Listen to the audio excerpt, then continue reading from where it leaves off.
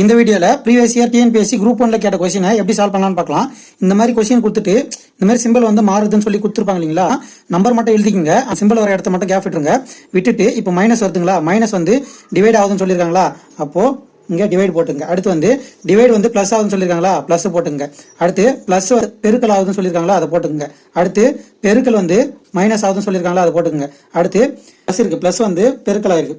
இந்த மாதிரி அதுக்கு எது எது வருதோ அதை போட்டுக்குங்க. போட்டுட்டு 25 வந்து 4 முறை போட்டீங்கன்னா 100, மிச்சம் இருக்கிற 75 வந்து 3 முறை, மொத்தமா வந்து 7 முறைங்களா, அது பிளஸ் அப்படியே போட்டுங்க. அடுத்து 5 × 20 போட்டீங்கன்னா 100 மைனஸ், அந்த மைனஸ் அப்படியே போட்டுங்க.